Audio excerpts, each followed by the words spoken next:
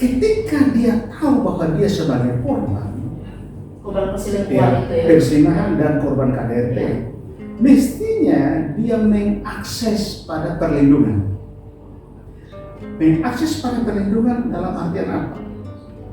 Menyampaikan bahwa dia korban, melapor kepada yang berwajib. Yang jadi soalnya adalah baik KUHP maupun Undang-Undang PKDRT tidak mengatur tentang kapan seorang korban wajib melapor. Tidak ada durasi waktu.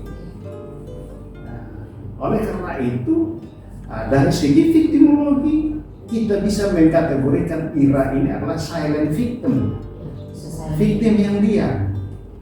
Diamnya ini apakah karena dia tidak paham dengan haknya dia, atau konstruksi bernegara yang memaksa dia diam, atau konstruksi sosial kita yang menghimpit dia sehingga dia tidak bisa mengakses kepada keadilan. Ini jadi soal. Tapi apakah bisa setelah ini kemudian dia melapor? Kan tadi kalian bilang bahwa tidak ada waktu, durasi waktu. Tidak durasi waktu. Makanya dalam postingan-postingan saya, bahkan sudah lama saya mendorong dari keluarga IRA, itu saya sampaikan, tolong sampai kalian lapor KDRT. Pentingnya apa? Supaya ada keadilan hukum. Karena dalam kondisi ini IRA maupun Astrid adalah korban, sehingga mereka harus mendapatkan. Tapi juga nanti akan ada kendala-kendala dalam pembuktian ketika dengan terbuktinya bahwa Lail adalah anak biologisnya Reni, dengan sendiri terbukti perzinahan dan KDRT. Dengan sendirinya terbukti. Jadi bagaimana posisi Astrid? Nah, kalau posisi Astrid sendiri jelas korban pembunuhan. Jelas korban pembunuhan. Bisa jadi korban ingkar janji juga? Itu posisinya sekarang.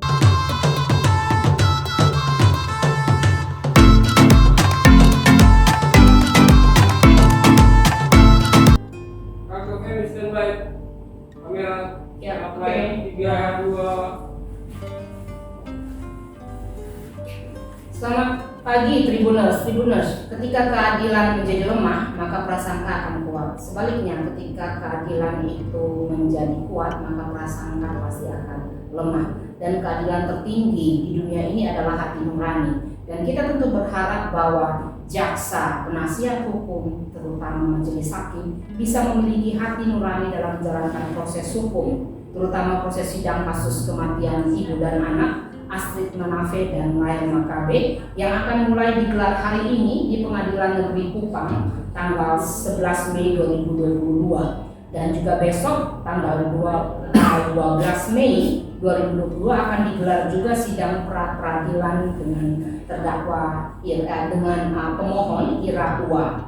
Dan Tribuners, bagaimana seharusnya proses hukum ini berjalan dan sejauh mana proses yang berjalan itu sebenarnya sudah memenuhi aturan hukum yang ada? Hari ini di studio podcast Pos Kupang bersama saya Novel Novel, hadir pengamat hukum dari Universitas Nusa Cendana Undana yang kita ketahui selama ini sangat banyak memiliki catatan-catatan hukum yang sangat kritis, yakni Kakak Dedi Manafe, sarjana hukum, master hukum. Selamat pagi Kakak Dedi. Selamat pagi Kak Femi, selamat pagi Tribuners. Apa kabar Kak Dedi? Sehat. Terima kasih ya sudah mampir hari ini di studio. Ya, kehormatan juga bagi saya diberi kesempatan untuk kesekian kali di studio. Ya, nanti kita akan undang terus ya Kak Dedi ya. Siap. Ini season 1 nih. Ya, siap. Kak Dedi, ini kalau misalnya sidang perdana ini mesti wajibkah terdakwa? Pada dasarnya sidang itu terdakwa harus hadir. Dan terutama pada sidang perdana karena pada saat itu dakwaan dibacakan dan di situ dia punya hak untuk mengetahui posisi hukumnya maupun pasal yang dikenakan kepada dia, uraian-uraian terkait perbuatan yang diduga didakwakan kepadanya. Nah dari situ harus wajib dia dengar, harus wajib dia. Makanya wajib hadir. Wajib hadir. Kecuali dalam hal berhalangan tertentu. Nah, dalam sidang-sidang berikut juga itu sebaiknya dia ada. Meskipun ada sidang tertentu tidak perlu ada. tetapi sebaiknya dia hadir.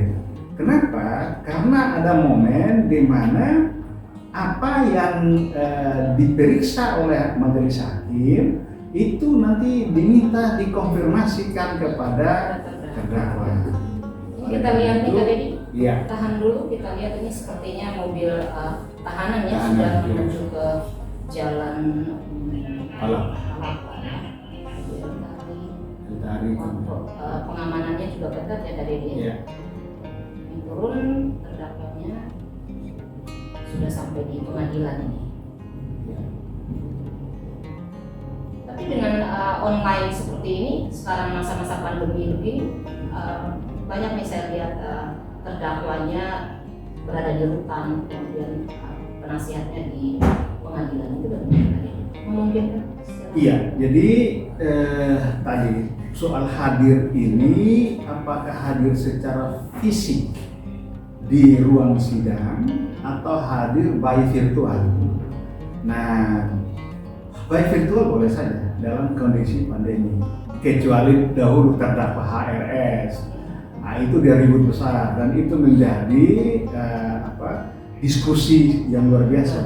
Karena KUHP itu mengatur bahwa terdakwa harus hadir sendiri di dalam sidang. Nah, hadir sendiri ya oleh PH-nya HRS bahwa itu harus ada di ruang sidang, tidak boleh di tempat lain. Gitu.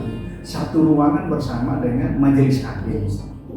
Nah, karena apakah ruang virtual itu terbatas sebagai ruang sidang juga atau tidak?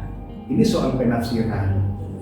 Jadi tapi saya juga lihat ini seringkali terdakwanya itu berada di rutan, Iya. tapi penasihat hukumnya itu bersama majelis hakim di pengadilan. Apakah ini bisa juga seperti itu? Padahal Iya. kita tahu bahwa penasihat kan harus berada di samping terdakwa untuk bisa mengkoordinasi atau dengan Iya. terdakwa itu. Iya, jadi soal komunikasi, koordinasi antara terdakwa dan penasihat hukumnya, ini soal media yang dipakai. Apakah media oral face to face langsung atau media by internet atau by virtual? Nah, beberapa waktu yang lalu Dr. Sulistianta itu melakukan kajian terkait dengan model yang tadi Kak Femi tanyakan, tapi itu terkhusus pada persidangan tipikor dengan mengambil sampel Pengadilan Negeri Kupang, Pengadilan Negeri Maumere dan Sumba Barat atau Sumba Timur. Jadi ada 3 pengadilan yang dipakai untuk bagaimana lebih mengefektifkan dan efisiensi proses persidangan. Nah, logikanya kalau di tipikor, karena pengadilan tipikor hanya ada di Kupang, sehingga kalau bawa bolak-balik terdakwa, saksi dan segala macam itu biayanya besar.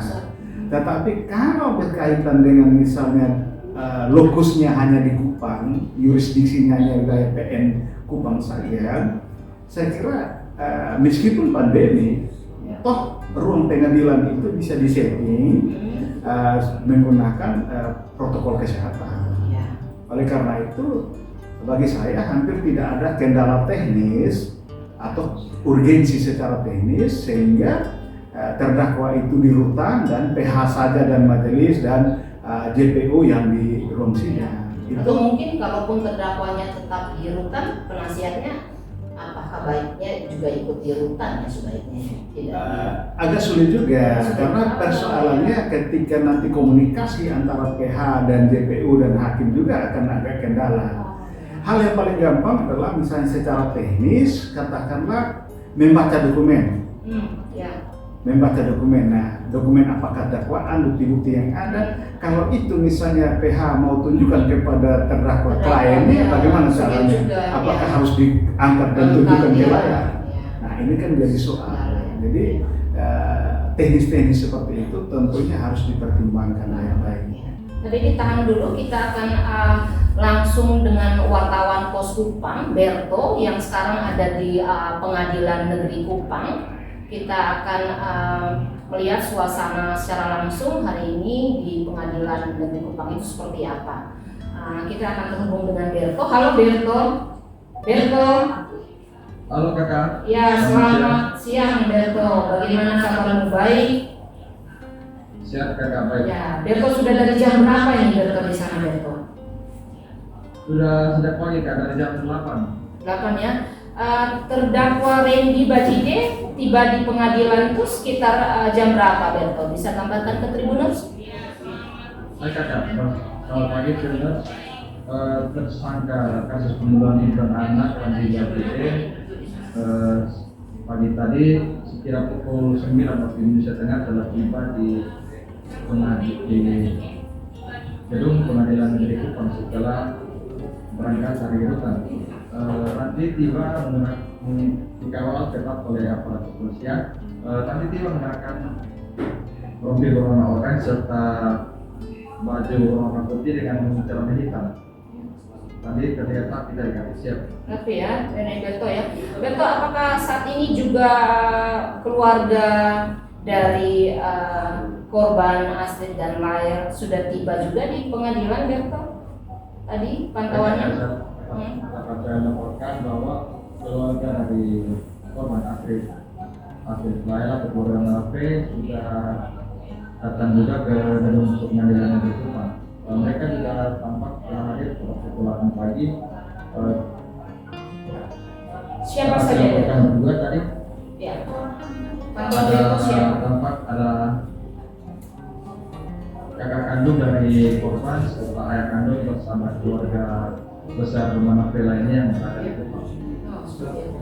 Berto mungkin bisa gambarkan juga situasi di luar kantor pengadilan seperti apa nih? Karena apakah ada informasi Berto bahwa hari ini juga mungkin ada masa-masa aksi yang akan juga ikut berada di pengadilan negeri untuk menyampaikan aspirasi mereka. Halo Berto. Halo Berto. Halo kakak, halo. Ya, apakah Berto bisa menggambarkan situasi di luar kantor pengadilan Berto? Di halaman depan kantor pengadilan itu seperti apa? Apakah sudah ada masa aksi yang mungkin menurut informasi mereka juga akan hadir di sana? Oke baik kakak, dapat saya laporkan situasi di depan kantor pengadilan negeri Kupang. Untuk arus lalu lintas saat ini jalan Panapa masih dibuka oleh pihak kepolisian. Karena berdasarkan hasil pantauan saya tidak terjadi adanya demo ya. Namun aliansi saat ini sudah bergabung bersama para keluarga yang duduk bersama di samping gedung pengadilan negeri Kupang untuk mendengar jalannya pembacaan dakwaan melalui speaker yang telah disiapkan oleh pihak pengadilan. Oh, jadi ada speaker juga ya yang disiapkan pengadilan untuk di luar sidang, di luar ruangan sidang Baik, ya? Kak. Ada layar? Oh iya kakak, baik. Ini kalau untuk layar tidak ada kakak. Ini pihak pengadilan hanya menyiapkan speaker. Oh, ada Tadi speaker. juga sempat terjadi ada mulut antara keluarga dan pihak pengadilan karena keluarga menilai pengadilan ini dalam persidangan ini harusnya digelar secara terbuka, namun perwakilan dari keluarga ingin masuk dihalang oleh Oh, petugas dari pengadilan dan mengarahkan keluarga untuk mengikuti persidangan dari luar gedung pengadilan negeri Kupang. dari luar gedung atau dari luar ruangan Berto? Dari luar ruangan. Dari luar ruangannya. Berto Masih dalam kompleks pengadilan negeri. masih dalam konteks pengadilan negeri, tapi di dalam ruangan, tapi di dalam gedung pengadilan ya Berto ya. Iya kan, siap. Berto coba bisa memperlihatkan wajahmu sedikit di Tribuners sehingga Tribuners bisa melihat ini laporan langsung dari Berto Walaupun Kupang pengadilan. Ya, oke. Berto, selamat bekerja ya. Nanti kita akan terhubung lagi Berto untuk Baik, terima kasih. laporan terbaru. Juga ruang sidangnya kan kecil ya. Kecil. Ya. Ruang sidangnya sangat kecil dan bangku duduknya kan Kalau yang di ruang utama itu kayaknya 4 saja bangku. 4 ya. 4 bangku panjang. Iya. Sedangkan Berarti kalau 4 sidang itu dengan COVID ini paling hanya 2 orang ya. bangku panjang, jadi Iya. satu bangku itu mungkin 3, berarti 12 orang. 12 ya, hanya 12 ya. Jadi betul-betul memang selektif ya siapa yang masuk. Ya. Sedangkan kalau di ruang yang samping-samping itu 2 bangku kiri kanan. Kiri kanan ya. Seperti itu. Jadi paling ya 6 orang. 6 orang di dalamnya, makanya memang betul-betul terbatas yang masuk ya. Berto, halo Berto. Halo Berto. Halo kakak. Iya. Bagaimana Berto? Sudah bersama dengan KJ? Belum kakak, sepertinya kakak sedang berada di dalam ruangan. Oke. Baik Pak Berto, kalau begitu nanti kita akan terhubung lagi ya Berto ya. Selamat bekerja Berto. Baik kakak, terima kasih. Baik. Baik, tadi kan kita sudah lihat prosesnya ya. Ya. Dengan ruang sidang juga kita bicarakan hal ya tadi. Kali ini melihat bagaimana nih proses persidangan yang terjadi hari ini. Iya. Yang pertama, kalau kita lihat durasi dari pelimpahan berkas dari penyidik ke kejaksaan, ini merupakan suatu yang cukup progresnya cukup maju. Karena dari segi durasi waktu tidak terlalu lama. Ini artinya kalau kita bandingkan dengan durasi waktu antara petunjuk-petunjuk yang diberikan untuk penyidik lengkap berkas itu bolak-balik dan cukup panjang lama. Tetapi ketika P21 antara P21 sampai dilimpahkan ke persidangan, ini waktunya pendek. Ini menunjukkan bahwa dalam tanda petik jaksa sangat profesional untuk bekerja dan tunduk kepada KUHP karena perintah KUHP ketika terdakwa tersangka itu berkasnya dinyatakan P21 maka dia berhak untuk perkaranya segera dilimpahkan ke pengadilan. Itu perintah cepat ya. sehingga cepat. Nah, dengan kata lain juga menunjukkan bahwa jaksa penuntut umum yang melaksanakan proses ini itu sangat menguasai konstruksi perkara ini. Paling tidak mereka mengikuti semenjak awal kasus ini mulai muncul, mulai masuk rekonstruksi dan seterusnya, sehingga pengawalan terhadap kasus ini sudah dari pada masa penyelidikan dan penyidikan. Oleh karena itu konstruksi perkaranya ini mereka kuasai. Mereka menyusun dakwaan. Ya, menyusunnya itu sudah di dalam satu alur berpikir yang bagus. Sehingga lamanya itu hanya teknis entry penyidikan saja, tetapi kisah kasusnya atau yang kita sebut kasus posisinya itu sudah betul-betul terkonstruksi dengan baik di kepalanya para jaksa ini. Dan bagaimana dengan hakimnya? Artinya begini, ketika jaksa mereka sudah cepat ya, dengan cepat segera langsung ke majelis hakimnya, dan ketika berada berkas itu di pengadilan juga mereka sangat cepat saya melihat mereka menetapkan sidang ini. Ya, jadi ketika masuknya perkara ini didaftarkan karena pengadilan itu pada prinsipnya wajib segera mengadili. Oleh karena itu, ini karena menjadi atensi publik NTT yang luar biasa, kemudian masuk juga sudah atensi nasional, maka pengadilan negeri merespon dengan baik. Mereka langsung agendakan. Saya yakin bahwa ini menjadi perkara prioritas. Kemarin minggu lalu saya di pengadilan saja, misalnya yang perkara yang ditangani lewat pos bakum yang di situ, itu di papan list itu ada 30 perkara. 30 perkara? Ada 30 perkara. Nah, itu berarti masuk pada list tunggu. Ada yang dalam proses pemeriksaan, ada yang boleh masuk sesuai dengan tingkatan-tingkatannya prosesnya. Tetapi dengan masuknya perkara ini yang paling belakang, tetapi kemudian didahulukan. Ini berarti pengadilan negeri juga, ketua pengadilan negeri sangat proaktif, sangat responsif untuk melihat bahwa kasus ini perlu segera diproses. Ini luar biasa.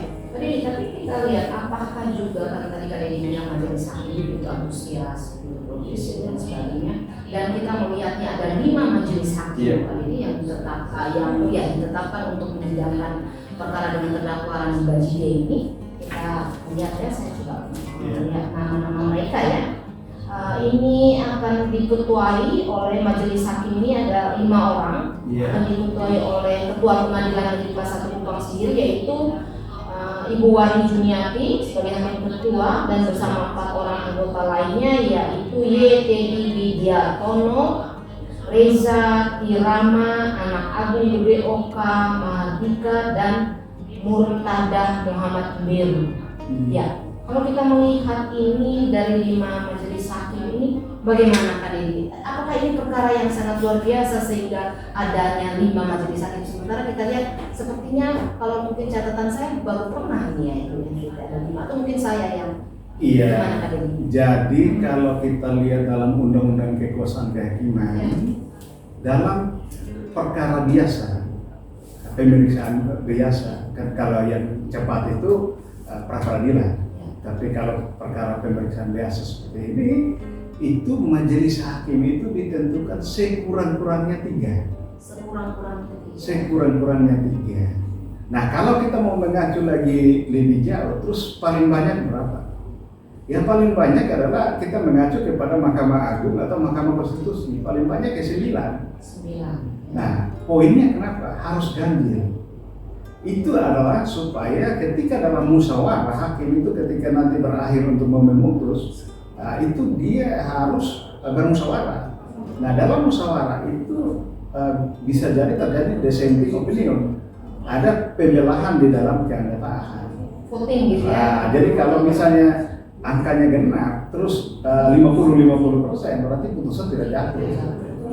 Nah, oleh karena itu harus ganjil, sehingga tetap ada mayoritas yang memutusnya seperti apa. Nah, itu prinsip sederhananya seperti itu. Nah, jadi kalau jumlahnya 5 itu menunjukkan bahwa ini masih dalam ketentuan undang-undang kekuasaan kehakiman. Bahwa selama ini prakteknya 3 orang, karena memang itu juga ditentukan dalam undang-undang kekuasaan kehakiman. Hanya kenapa 3579? Karena itu tergantung bobot beban perkara.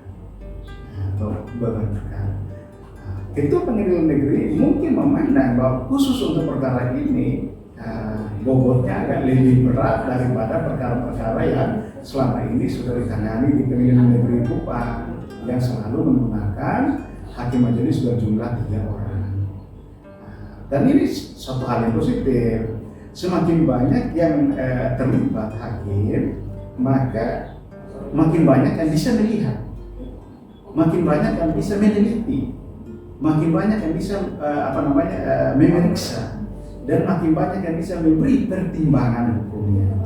Dengan begitu berarti kasus ini bisa dilihat secara lebih komprehensif. Kira-kira seperti itu. Tapi Kak Dedi, ini kita bukan saran, ya. Tapi kalau kita melihat tadi nama-nama hakimnya itu sepertinya di luar hakim-hakim yang berasal dari di luar Nusa Tenggara Timur ini. Kalau menurut kacamata pengamat hukum sendiri seperti apa ya? Ada pertimbangan-pertimbangan apa sepertinya? Kok dari luar hakim-hakimnya dari 5, apakah kenapa sih tidak selip 1-2 orang yang Nusa Tenggara Timur, atau mungkin ada pertimbangan bagaimana? Jadi kalau kita lihat ini sebagai ilmuwan, pendekatannya ada banyak. Ini kalau filsafat hukum itu, apalagi filsafat hukum pidana, itu agak ada banyak aliran. Itu saya ambil contoh 2 aliran saja. Yang pertama adalah pada aliran positivisme. Positivisme itu artinya merujuk pada undang-undang, apa bunyi undang-undang. Jadi kalau bunyi undang-undang, maka kita akan masuk pada pasal 24 ayat 1 Undang-Undang Dasar yang mengatakan bahwa kekuasaan kehakiman itu adalah kekuasaan yang merdeka. Artinya hakim itu mau dari Rote ke, mau dari Sabu ke, mau dari Jawa ke, mau dari Sumatera, bukan soal, karena asalnya dia itu tidak menjadi variabel yang berpengaruh terhadap isi putusan. Dan dia merdeka, siapapun dia. Itu pendekatan positivisme. Nah, mari kita lihat dari pendekatan aliran filsafat pragmatik legal realisme. Itu apalagi itu tadi? Realitas praktek pengadilan. Nah, kalau kita pakai pada aliran itu, maka di situ KFM punya asumsi itu bisa diterima di situ. Minimal kita bisa lihat dari dua sisi, yaitu sisi fungsi manifestnya, yaitu fungsi positifnya. Di situ mestinya ada perimbangan dengan hakim lokal kita, sehingga kasus ini yang bobotnya lebih tinggi dari kasus-kasus yang lain, sehingga butuh 5 amal hakim majelis. Ya kasihlah 1-2 menjadi anak daerah supaya mereka belajar pada kasus yang bobot berat. Itu positifnya. Positifnya biar kita Ada juga ruang bisa belajar. belajar. Ya. Kasih kesempatan anak daerah untuk mengecap bobot perkara yang agak tinggi, gitu, agak berat begitu. Itu satu dari segi keilmuan. Dari segi negatif juga ini menunjukkan bahwa ada kecurigaan, semacam satu kecurigaan bahwa kalau anak daerah tidak netral. Tetapi juga tidak ada jaminan bahwa anak non daerah pasti netral. Netral, ya. Nah, ini Karena semuanya kan tergantung ya, pada pribadi dan apakah mereka mau menerapkan tadi yang asas kemerdekaan. kekuasaan kehakiman itu. Nah, apalagi filsafat yang itu pragmatikal. Karena bagaimana kalau mereka ternyata berpikiran pragmatis? Aliran teorinya tidak begitu, bukan kata saya. Ya. Oleh karena itu, dan itu ada banyak ahli yang membahas seperti itu dan banyak yang membuktikan. Dan Indonesia tidak kurang-kurang hakim nakal, tidak kurang-kurang. Sehingga kita tentunya apapun yang dipraktekkan hari ini, yakinlah bahwa ada teori yang bisa menjelaskan ini. Dan bukan hal aneh, bukan hal baru. Ini hanya replikasi pada kasus yang berbeda, tetapi bisa dijelaskan. Tapi Kak Dedi harapannya apa? Meskipun entah itu majelis hakimnya orang luar kah, orang dalam sini kah, apa sebenarnya goalnya? Harapan saya tentunya praktek ini menjadi suatu praktek pembelajaran. Jadi bagi teman-teman kita yang hakim yang anak daerah, meskipun tidak terlibat secara langsung, toh bisa belajar dengan menyaksikan. Ini soal metode belajar saja. Tentu lebih praktis, lebih bagus kalau dia terlibat langsung, tidak sekedar menonton dan membaca. Tetapi ke depan mestinya dipertimbangkan. Itu satu. Yang kedua, harapan saya ya sebagaimana aliran positivisme tadi, bahwa majelis hakim siapapun, dari manapun dia, latar belakangnya, dia tetap imparsial, dia tetap menjunjung tinggi kekuasaan kehakiman yang merdeka tadi. Dan itu juga ditulis di dalam Undang-Undang Kekuasaan Kehakiman yang menjadi payung bagi mereka. Ya, setidaknya kita berharap ya, apapun pertimbangan penetapan 5 majelis hakim yang bukan berasal dari NTT ini bukan karena ada pertimbangan tadi di sempat kecurigaannya, tidak ada pertimbangan seperti itu ya, menetapkan.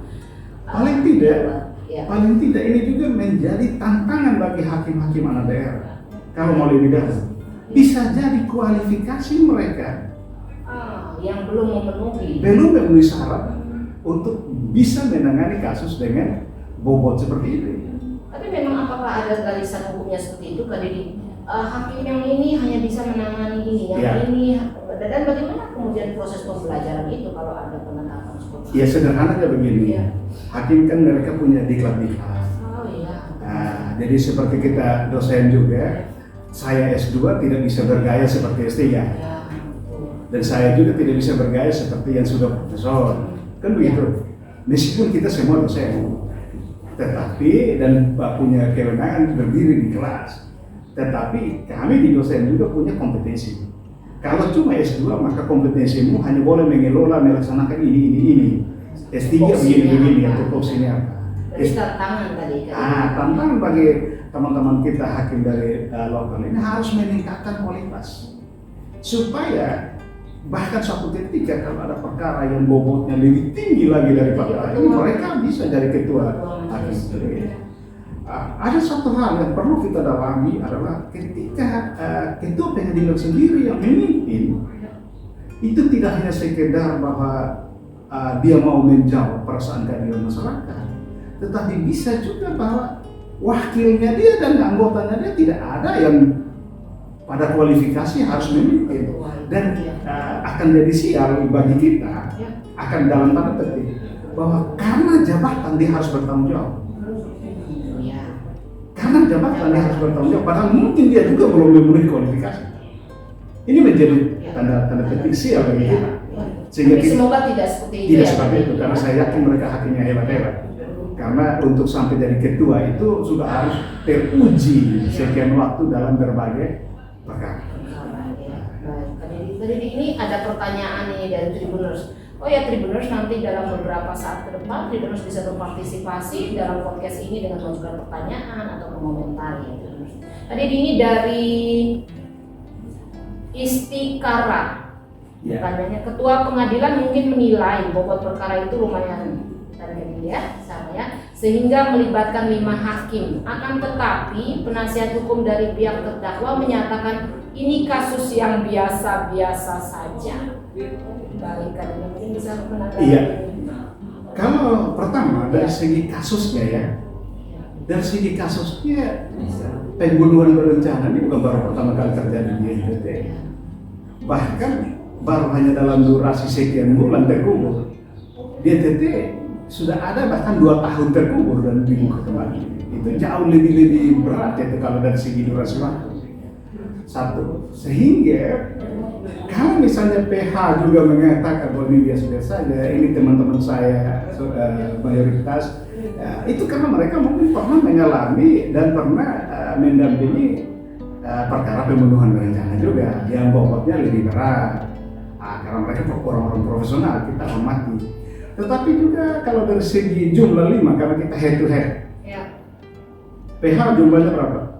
PH menurut informasi itu 9 orang yang akan menjadi penasihat hukum dari terdakwa dan penyidik. Itu menunjukkan bahwa dari segi jumlah kalau kita head to head, berarti PH sendiri, tim PH sendiri menganggap bahwa tidak cukup 5, harus 9.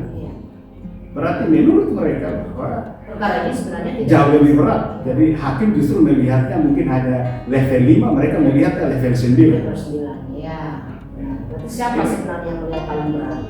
PH kalau dari segi jumlah, ini kita head to head jumlah. Soal substansi itu soal nanti setelah. Dan soal kualitas juga belum tentu, kamu mau 9, kamu mau 5, tapi hasil putusan dan hasil penggaliannya di situ juga tidak, ini kan tidak mencerminkan ini ya kan ini ya. Iya betul. Kalau misalnya kalau mau begitu, kenapa bukan PH tunggal? Iya. PH tunggal aja. Tapi ini 9.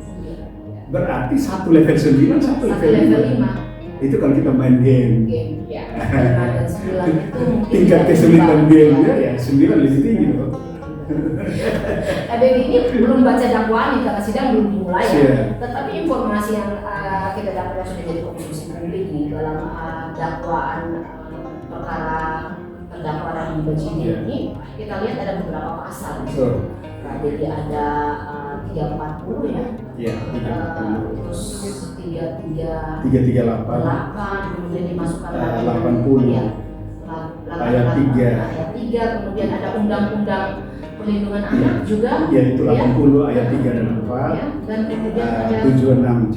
Dan bahkan 55 ya, ada 55. Ini bagaimana nih Kak Didi? Kan tadi kita kenal ini dengan pengamat yang punya catatan-catatan kritis tajam sekali ini, media sosialnya dan juga yang kita undang sebelumnya itu sangat kritis kan. Tadi ini melihat ini bagaimana gitu pasal-pasal ini bisa diuraikan satu-satu. Iya. Jadi gini, kita melihat surat dakwaan ini secara teoritis itu ada banyak bentuk surat dakwaan. Nah, dalam hal ini jaksa penuntut umum menggunakan 2 model surat dakwaan. Dari segi susunan pasal, urut-urutan pasal, maka ini disebut dengan surat dakwaan subsidiar.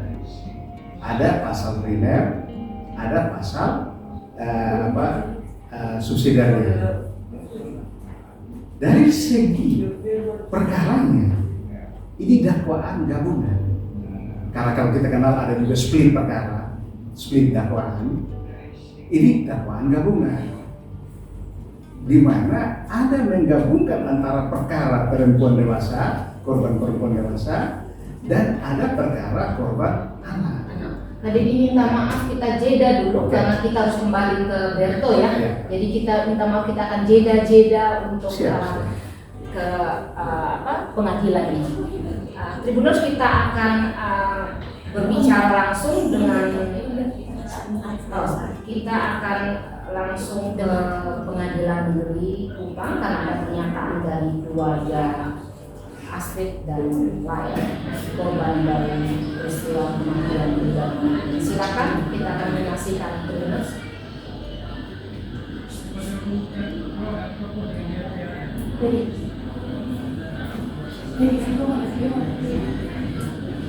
Video pernyataan dari keluarga ya, tadi dia kita lihat. Siap.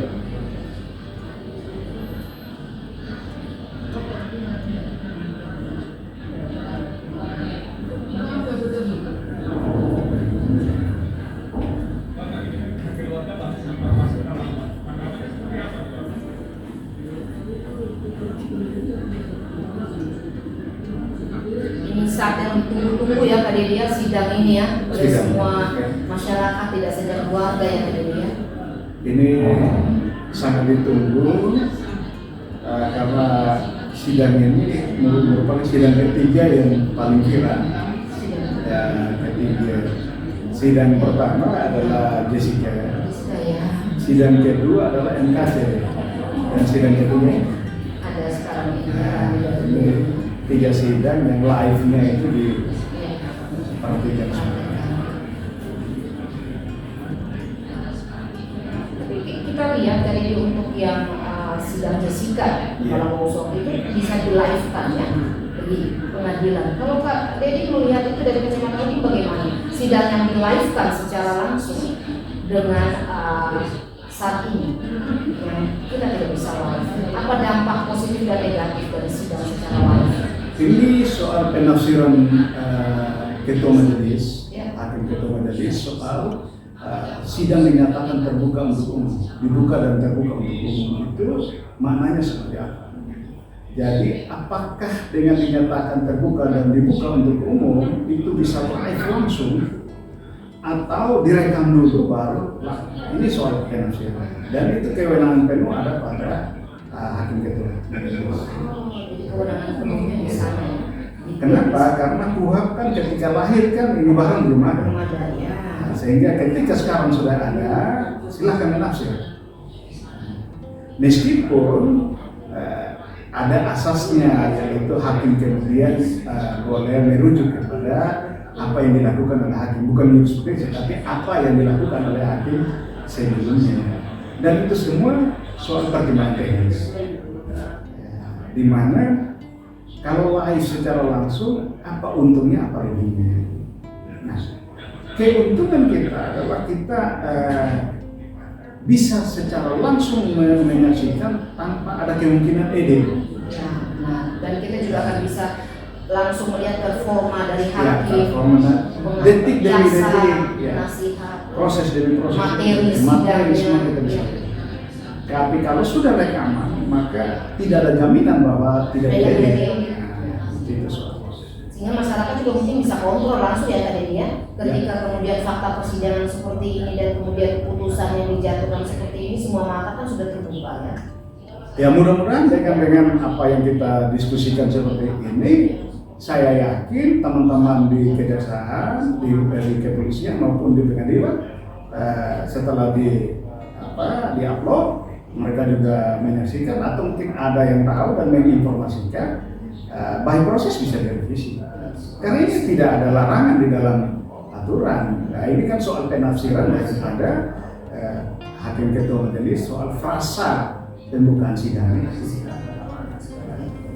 Terus kita masih menunggu ini video pernyataan dari keluarga, tapi nanti ketika ada nanti kita akan kembali ya Tribuners ya. Tadi ini mungkin bisa lanjutkan dari yang pasal 338 340. Nah, jadi berencana ini. ya dakwaannya itu pertama dakwaan subsidiar itu dari segi urutan pasal itu untuk perempuan dewasa korban ini dipakai dakwaan subsidiar. Tetapi kemudian dari segi perkaranya sendiri ini dakwaan gabungan antara perkara korban perempuan dewasa dan perkara korban anak. Nah, oleh karena itu untuk korban perempuan dewasa itu dikenakan pasal 340 KUHP tentang pembunuhan berencana. Subsidiarnya adalah pasal 338 tentang pembunuhan. Kemudian yuntonya pasal terkaitnya yaitu pasal 55 KUHP. Nah, yang di dalamnya mengatur tentang delnemernya para peserta. Kemudian digabungkan dengan dakwaan terhadap perkara korban anak yang pasalnya dakwaan tunggal di situ, yaitu pasal 80 ayat 3 dan 4 Undang-Undang Perlindungan Anak, yaitu kekerasan terhadap anak kekerasan yang mengakibatkan anak mati yang dilakukan oleh orang tua. Ayat 4-nya dilakukan oleh orang tua. Yuntonya pasal 76C Undang-Undang Perlindungan Anak yang mengatur tentang delnemernya juga, penyertanya, yaitu mereka yang menyuruh melakukan, yang membiarkan, dan seterusnya. Jadi pasal 55 KUHP itu berlaku bagi peserta pembunuhan berencana ataupun pembunuhan, pasal 340 pasal 338, sedangkan pasal 76C itu berlaku bagi peserta dalam pasal 80 ya ayat 3 dan 4. Jadi ini ada dua pasal penyertaan. Perbedaannya adalah di dalam pasal 76C itu ada unsur tambahan, yaitu mereka yang membiarkan. Nah, kalau di KUHP membiarkan orang lain yang butuh pertolongan itu tidak pidana sendiri. Tetapi kalau di sini membiarkan dianggap peserta pelaku. Yang tadi orang tua itu? Nah, orang tua itu pasal 80 ayat 4. Orang tua. Kalau dibilang sini orang tua, ini bisa Ya. didefinisikan orang tua ini seperti apa? Orang tua di dalam Apakah undang-undang harus orang yang terikat perkawinan? orang tua di dalam undang-undang perlindungan anak itu pertama adalah orang tua biologis. Yang kedua orang tua yang terikat perkawinan. Yang ketiga adalah orang tua angkat. Ya. Yang keempat orang tua asuh. Yaitu orang yang bertanggung jawab di dalam satu rumah, anak-anaknya itu diasuh. Jadi itu pengertian orang tua menurut. Berarti artinya kalau misalnya terbukti terdakwa di BJJ itu memang membunuh, tidak terbukti berarti masuk ya unsur orang tuanya karena biologis ya, ayat biologis. Ya, seperti itu. Dan yang menarik KDD kan tadi juga kita sebut bahwa ada pasal 55 ya, penyerta, makanya belakangan hari kemudian ditetapkan Itu Ira. ya tersangka Ira Wani sebagai salah satu tersangka tentang penyerta dan sebagainya. Nah, jadi melihat ini bagaimana? Karena menurut informasi bahwa penetapan Ira ini sebagai tersangka ini dilakukan oleh jaksa, bukan oleh polisi. Iya. Tapi sebelum kita ke sana, Kak Dedi melihatnya penetapan Ira sebagai tersangka ini bagaimana? Jadi gini, penetapan Ira Ua sebagai tersangka peserta dalam kasus ini tentunya kita lihat bahwa apakah dia merujuk ke pasal 55 atau ke pasal 76C. Nah, kalau dia merujuk ke pasal 55 sesuai dengan keterangan persnya PH-nya Ira dalam pra-peradilan, untuk pra-peradilan, di situ bahwa yang dikenakan itu adalah pasal 55 ayat 1 ke 2E, yaitu terkait dengan orang yang menghasut orang lain untuk melakukan tindak pidana atau unproker. Dalam hal ini Ira Ua dianggap menghasut Randy untuk membunuh minimal Astrid karena 33 itu perempuan dewasa.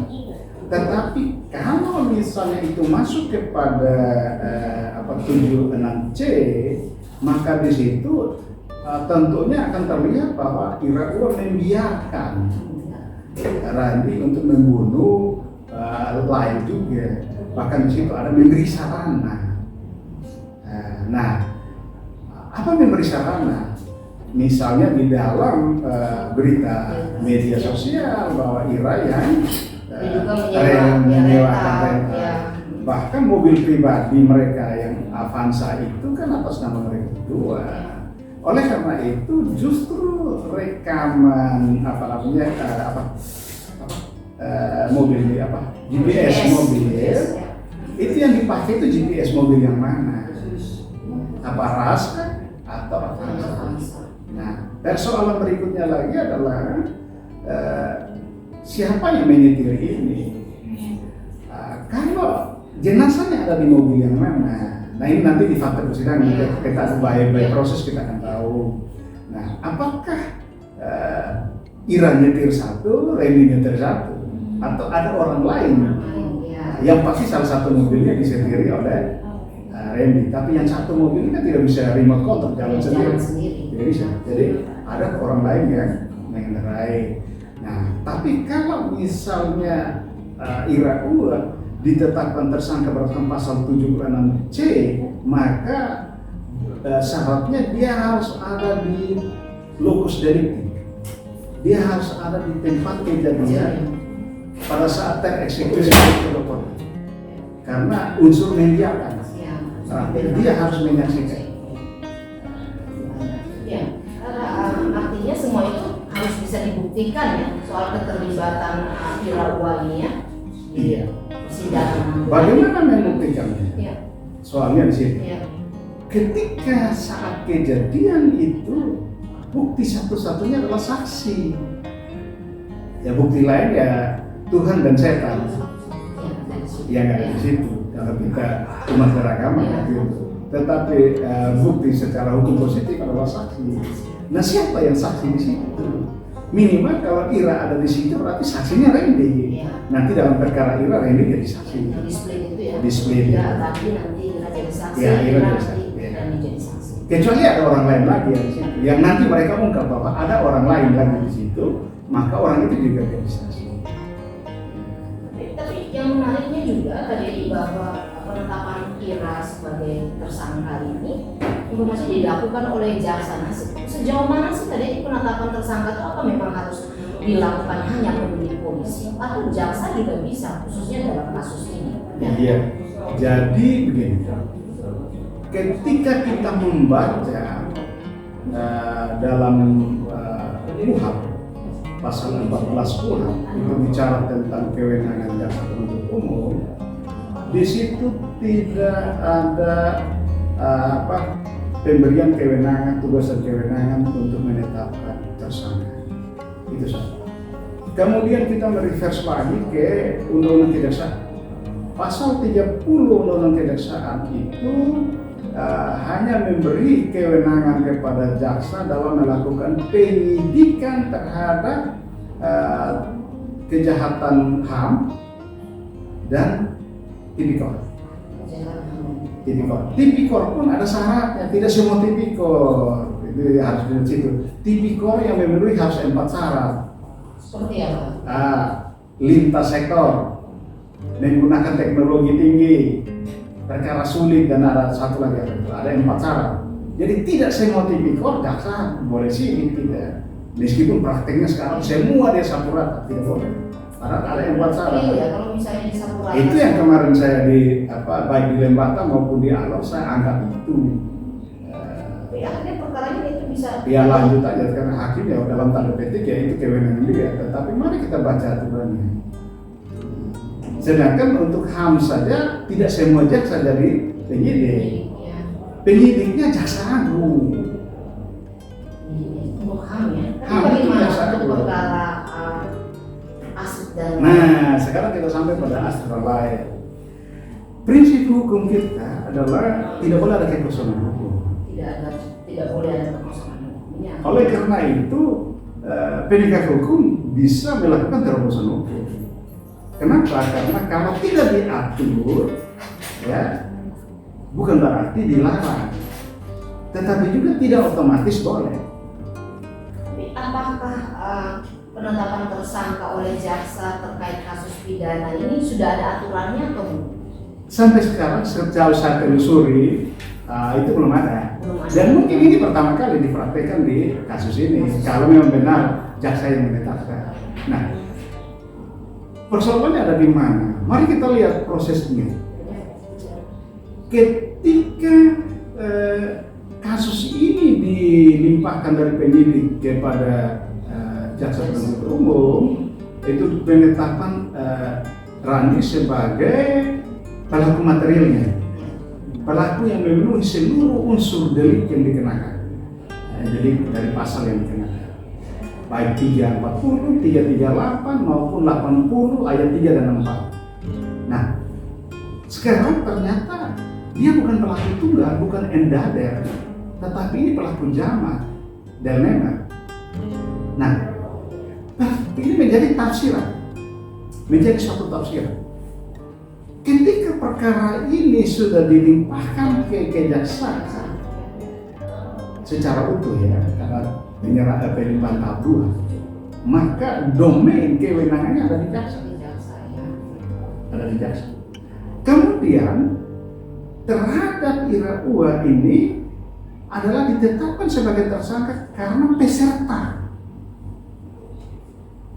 bukan karena dia pelaku material.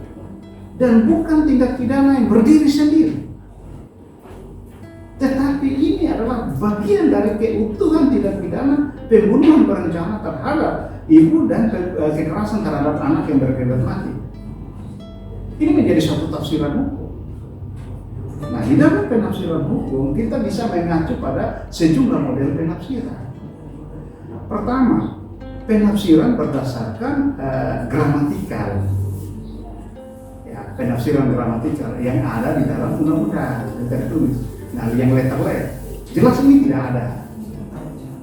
Nah, yang kedua adalah penafsiran berdasarkan historisnya. Nah, historis kasus ini seperti apa? Nah, ini ada ruang-ruang sempit sedikit sih, yaitu yang tadi saya jelaskan bahwa kasus ini kan sudah sekarang ada di tangan jaksa dan kewenangan ada di jaksa. Bukan di penyidik lagi itu historical kasus, tetapi yang paling kena adalah penafsiran secara fungsional. Secara fungsional. Maksudnya apa gunanya, apa urgensinya, apa konteksnya untuk penetapan tersangka ini? Dalam konteks ini, Ira Ua peserta. Ini peserta. Kecuali kalau kemudian penyidik, jaksa penuntut umum menyampaikan kepada penyidik silahkan sini dan Anda tetapkan tersangka di sana. Entah menjadi tersangka. Atau jadi apa? Atau dia memberi petunjuk untuk tolong cari bukti-bukti ini tambah Untuk ini. bisa menjerat Ira ini, misalnya seperti itu. Ya. Atau dalam kata lain juga saya membayangkan dalam berandai membayangkan bahwa ketika semua barang bukti dan alat bukti yang ada, bukti-bukti yang ada ketika untuk memproses terdakwa Randy, itu semua kan sudah dilimpahkan ke jaksa dan semua sudah lengkap di tangan jaksa. Dan jaksa meneliti. Semua sudah di tangan jaksa. Nah, dalam penelitian itu kemudian jaksa melihat bahwa ini Ira Ua terlibat, maka dia tetapkan saja. Itu pendekatan tafsiran fungsional. Karena kalau sekarang dia akan kembalikan kepada penyidik mau ini berarti ini biar kasus ini benda-benda dan segala macam ini harus dikembalikan lagi ke penyidik untuk penyidik lihat dan tetapkan di sana. Ini menyita waktu. Ya. Tidak fungsional. Tapi apakah dengan cara seperti ini kan kemudian tersangka penasihat hukum dari tersangka Ira kemudian mengajukan pra peradilan. Nah, menurut kacamatanya kan ini tembus nggak ini pra peradilannya dengan alasan bahwa yang salah satunya bahwa bukan kewenangan jaksa. Nah, gimana? penetapan tersangka bukan kewenangan jaksa dalam pidum seperti ini. Nah, ini menunjukkan disebut bukan berarti karena tidak diatur.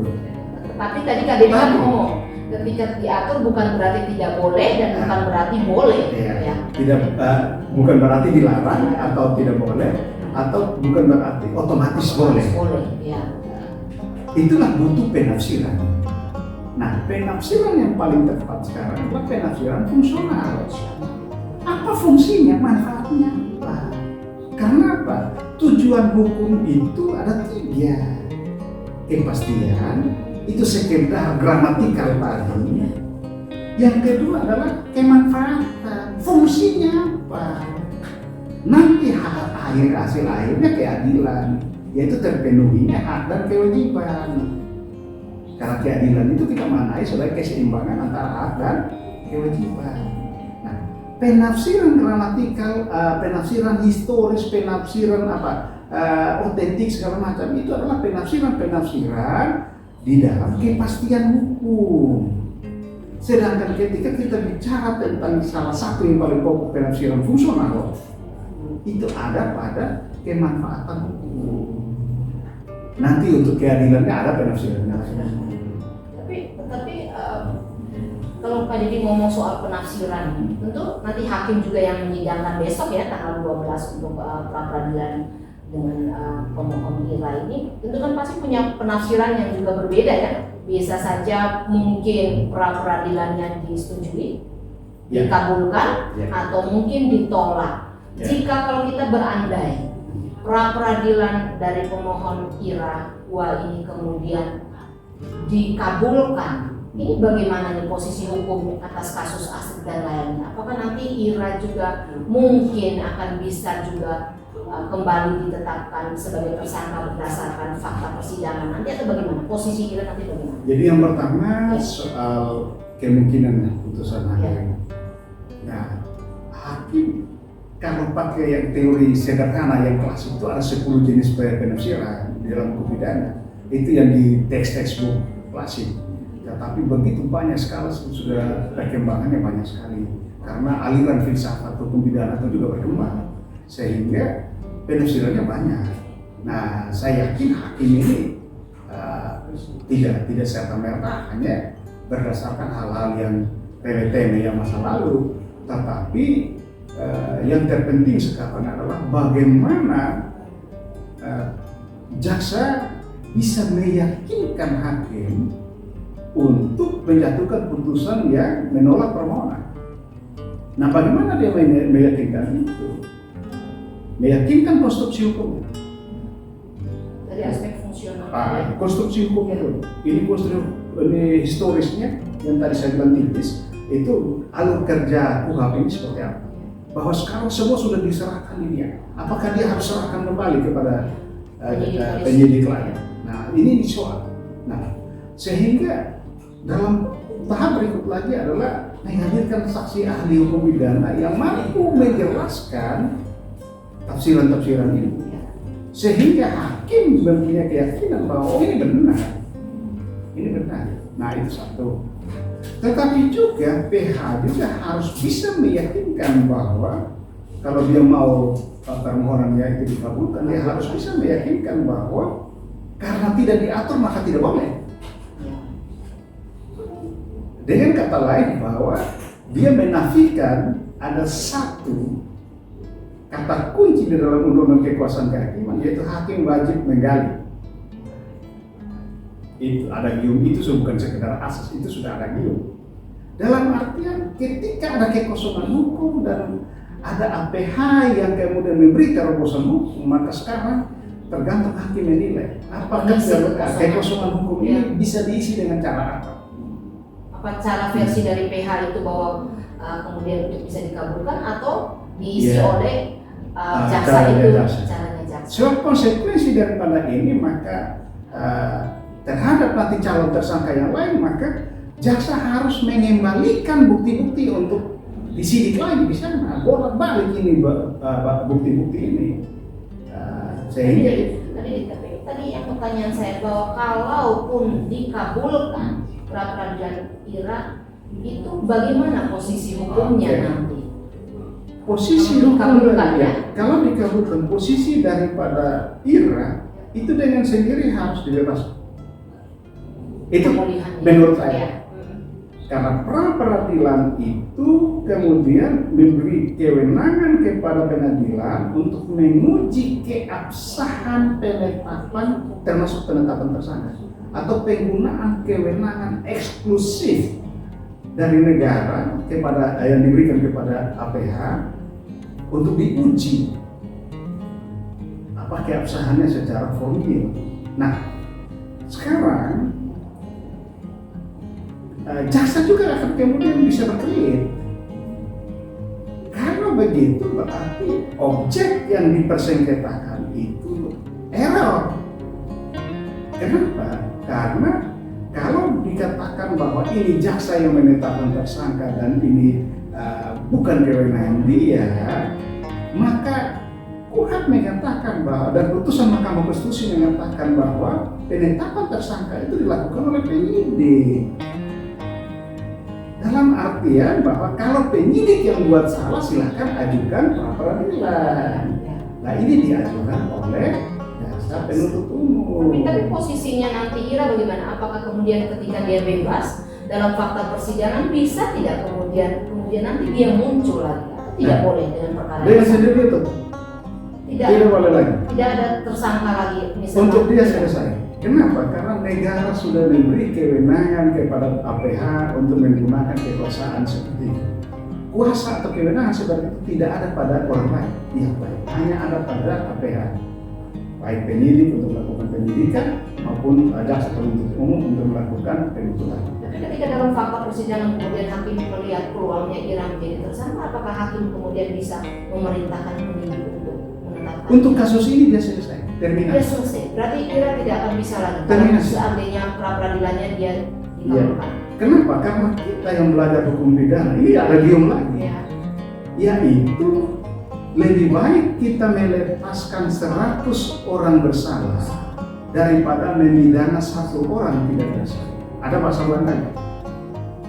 Nah, artinya apa? APH ketika diberi kewenangan itu dan menggunakan kewenangan itu harus hati-hati. Bayangkan Anda diberi kewenangan untuk menggeledah, menyita, menahan, bahkan menahan juga 20 hari pertama, 40 hari kedua diperpanjang lanjutan. Kemerdekaan orang dibatasi secara eksklusif oleh Anda. Nah dalam durasi seperti itu terus Anda tidak mampu melaksanakan dengan baik, ya bebas dari hukum, lepas dia.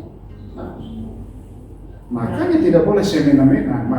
Di dalam pra peradilan juga saya justru berpikir bahwa permohonan pra peradilan ini tidak hanya sekedar untuk memohon agar penetapan itu dinyatakan tidak sah, tetapi harus ada rehabilitasi nama baik dan ganti rugi sekalian supaya negara juga dihukum ketika menetapkan orang yang membuat menderita warga negaranya dan kuat mengakui. Berarti memang butuh juga pertimbangan dan penafsiran yang baik oleh majelis hakim atau hakim untuk pra peradilan besok. Disinilah pertarungan ilmu. Pertarungan ilmu. Nanti kita lihat ya tadi ini besok seperti apa pra Saya tidak mau sebut judul teorinya dan sumber bukunya, biar teman-teman cari sendiri. Ada kita minum. Dia siapa?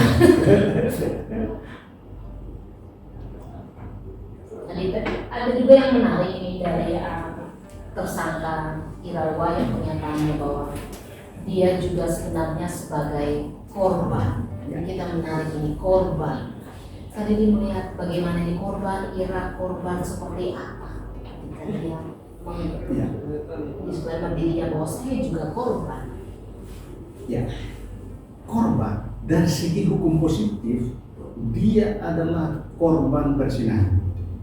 Karena apapun mau dikatakan dari di sini maupun di Astor kemarin saya sudah katakan bahwa motif daripada pembunuhan berencana ini ada tindak pidana perzinahan yang oleh Kabid Humas waktu kali lalu Humas Polda mengatakan bahwa pertemuan antara almarhumah Astri dan terdakwa Randi Batjide adalah untuk mengakhiri hubungan terlarang.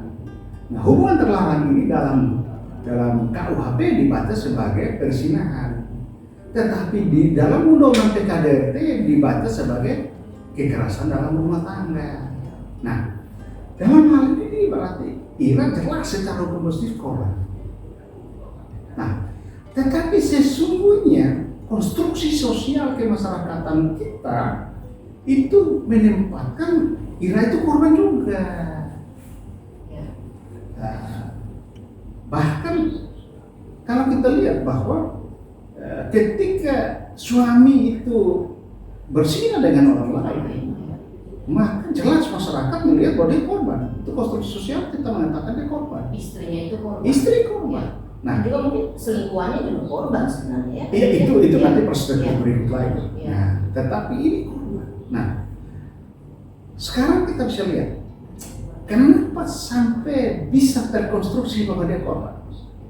Kenapa? Karena undang-undang perkawinan kita itu sesungguhnya Undang-Undang Nomor 1 Tahun 74 itu sesungguhnya hanya menganut asas monogami pada saat seremoni perkawinan itu. Satu untuk satu ya. Satu untuk satu pada saat seremoni perkawinan. Setelah seremoni boleh kawin lagi, boleh buat seremoni untuk istri yang kedua, ketiga, sepanjang diizinkan oleh istri-istri sebelumnya. Kan begitu. Jadi hanya pada seremoni, asas monogami itu hanya pada aspek seremoni. Itu dituangkan dalam Undang-Undang Nomor 1 ya. Pasal 1 itu pengertian perkawinan itu begitu, ikatan lahir dan batin ya, antara seorang laki-laki, pria dan wanita untuk membentuk rumah tangga yang bahagia dan kekal. Kan begitu berdasarkan ketuhanan yang Maha Esa. Nah, itu pada saat yang sama hanya satu perempuan dan satu laki-laki. Tetapi setelah itu dia boleh kawin lagi, dan penting ada persetujuan, ada syaratnya. Nah, jadi dari sini menunjukkan bahwa ada ambigu, suatu yang ambigu di dalam konstruksi bernegara kita. Nah, di sini sesungguhnya terjadi kompromi antara tiga hal. Kompromi tiga hal. Yang pertama adalah perspektif kemasyarakatan, yang sumber hukumnya dari kemasyarakatan. Ya, kita punya hukum adat dan segala macam kebiasaan yang mengatakan bahwa, nah itu perspektif kedua, agama. Kemudian perspektif ketiga adalah perspektif konstruksi kenegaraan. Kenapa konstruksi kenegaraan menghendaki bahwa ada perkawinan nanti diikuti di pasal 2 ayat 2 itu pencatatan. Karena ayat 1-nya sahnya perkawinan menurut hukum menurut agama dan kepercayaan. Kemudian ayat 2-nya adalah di catatan sipil. Nah, di sini ada tiga perspektif ini bergumul di sini, lahirlah kompromi di pasal 1. Jadi kita bilang bahwa kita monogami itu hanya pada seremoni. Yang ada kita poligami, yang ada adalah poligami bersyarat. Nah, dalam konteks seperti ini, kemudian kita lihat ada ambigu di sini. Kira ASN dalam undang-undang ASN itu melarang terjadinya poligami. Baik seorang perempuan ASN itu menjadi madu atau mempunyai madu, kecuali ada syarat yang sangat ketat. Termasuk ketika suaminya berselingkuh, apakah dia akan bertahan? Nah, soal selingkuh nanti perspektif berikut lagi, yaitu posisi bahwa konstruksi tadi kita, sosial kita, masih dalam tanda petik ambigu di antara perkawinan beda agama. Dan batu sandungan terbesar antara Reni dan Astri adalah karena beda agama. Akibatnya apa? Seolah-olah bahwa lembaga perkawinan yang menjadi perpaduan cinta kasih antara seorang laki-laki dan seorang perempuan itu menjadi alat siar agama yang kemudian menjadi hitungan-hitungan statistik, menambah pemeluk dan mengurangi pemeluk. Padahal lupa bahwa iman seseorang itu adalah hubungan personal antara orang itu dengan Tuhannya. Inilah yang menjadi batu sandungan bagi Randi dan Astri. Andai kata ini bisa sikap ini bisa ditanggulangi, maka bisa saja pertama ASN yang Ira itu bisa punya, atau tadinya kan Randi kan pacar pertamanya dengan Astri, maka Ira bisa jadi madunya Astri, tapi ASN dilarang. Ini barrier pertama. Akibatnya ketika Randi kawin dengan Ira, kemudian sekarang dia mempunyai anak dengan Astri, terjadi barrier kedua lagi, yaitu ketika bicara tentang mau jadi madu dari Irak tersandung dengan agama, beda agama. Nah, yang ketiga, lahir korban. Kenapa? Karena kita masih menganggap bahwa ibu tunggal itu dianggap berzina, padahal berzina menurut KUHP berbeda, dicemooh, dan anak ini dianggap anak haram. Padahal Undang-Undang HAM Undang-Undang 39 tahun 99 dan Undang-Undang Kependudukan itu mengakui ibu tunggal dan anak seorang ibu. Ya, tentunya akta Kelahiran bisa keluar. Ya. Ini menunjukkan ada ambigu di dalam konstruksi bernegara kita. Yang mestinya harus diingatkan lagi. Semestinya kalau menurut hemat Kak Dedi, apa sebenarnya yang harus dilakukan Ira ketika suaminya Ya, sebelum sampai ke Ira, yang pertama saya menganggap bahwa Ira, Randy, Astrid dan lain ini adalah korban dari konstruksi negara ini. Dan anaknya Randy dengan Ira juga ya? Ini lain ya, ini mereka berempat ini adalah korban dari konstruksi negara ini. Yang hukumnya kita bilang negara hukum, yang hukumnya masih ambigu, itu satu. Nah, yang penting sekarang adalah bagi Ira, ketika dia tahu bahwa dia sebagai korban perselingkuhan itu ya, perzinahan dan korban KDRT, mestinya dia mengakses pada perlindungan. Mengakses pada perlindungan dalam artian apa? Menyampaikan bahwa dia korban, melapor kepada yang berwajib. Yang jadi soalnya adalah baik KUHP maupun Undang-Undang PKDRT tidak mengatur tentang kapan seorang korban wajib melapor. Tidak ada durasi waktu. Nah, oleh karena itu, dari segi viktimologi kita bisa mengkategorikan Ira ini adalah silent victim, victim yang diam. Diamnya ini apakah karena dia tidak paham dengan haknya dia, atau konstruksi bernegara yang memaksa dia diam, atau konstruksi sosial kita yang menghimpit dia sehingga dia tidak bisa mengakses kepada keadilan. Ini jadi soal. Tapi apakah bisa setelah ini kemudian dia melapor? Kan tadi kalian bilang bahwa tidak ada waktu, durasi waktu. Tidak durasi waktu. Makanya dalam postingan-postingan saya bahkan sudah lama saya mendorong dari keluarga Ira, itu saya sampaikan, tolong sampai kalian lapor KDRT. Pentingnya apa? Supaya ada keadilan hukum. Karena dalam kondisi ini Ira maupun Astrid adalah korban, sehingga mereka harus mendapatkan. Tapi mungkin juga nanti akan ada kendala-kendala dalam pembuktian ketika dengan terbuktinya bahwa Lail adalah anak biologisnya Randy dengan sendiri terbukti perzinahan dan KDRT. Dengan sendiri terbukti. Jadi bagaimana posisi Astrid? Nah, kalau posisi Astrid sendiri jelas korban pembunuhan. Jelas korban pembunuhan. Bisa jadi korban ingkar janji juga? Itu posisinya sekarang siapa yang mau melapor dan dalam rangka. Karena ingkar janji nikah itu kalau untuk Astrid tidak bisa dituntut. Itu ada pasalnya di dalam KUH Perdata.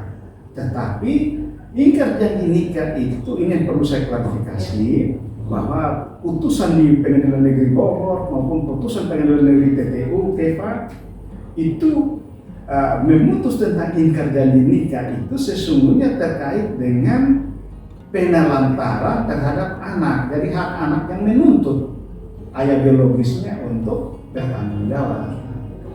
Ibunya belum dilindungi, Baik, tadi kita lihat begitu antusias ya dari pihak keluarga korban maupun dari aliansi.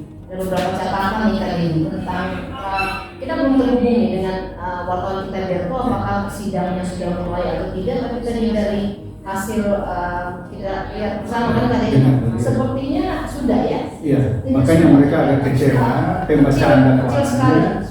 Speakernya yang dipasang keluar kecil, mereka sulit untuk mendengar. Satu, yang kedua tidak ada layar sehingga tidak bisa menyaksikan. Iya. Jadi bagaimana nih menurut tadi ini tentang hal ini? Mungkin ini baru pertama ya Tapi mungkin bagaimana nih? Ini yang saya juga tidak terlalu paham tentang bagaimana mekanisme untuk hukum pidana. Ya. Kalau untuk hukum perdata itu mulai dari gugatan itu sudah online. Jadi semua dokumen itu dimasukkan ke webnya pengadilan sehingga bisa diakses dan bisa dibaca. Ya. Apalagi waktu itu kalau misalkan maaf tadi Ketua Pengadilan Negeri sebelumnya Pak Johnson Miramani ya mengeluarkan satu program baru itu aplikasi bernama Amaju ya. Iya. Amaju. Sehingga Iya. itu bisa diakses seperti Kak bilang itu tadi Iya. online semua dakwaan sudah orang terang benderang orang bisa membaca dan sebagainya. Ya, yang pasti begini. Sebelum hakim memalu pembuka sidang itu dan menyatakan dibuka dan terbuka untuk umum, maka itu belum boleh diakses. Tetapi setelah itu dinyatakan dibuka dan terbuka untuk umum, maka semuanya bisa diakses. Sudah diupload tapi belum boleh diakses, masih pembatasan. Tapi mestinya bisa diakses. Sekarang ini sudah bisa diakses. Sehingga ketika mungkin seperti tadi Kak haki sementara berproses di dalam, Bisa masyarakat sudah bisa buka untuk melihat. Jadi Iya. mereka juga seperti mengikuti Proses.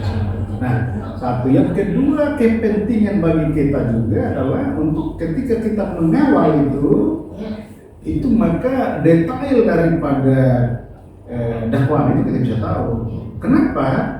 Karena dakwaan itu dalam pasal 132 KUHP itu ayat 2 itu dia harus memenuhi dua syarat.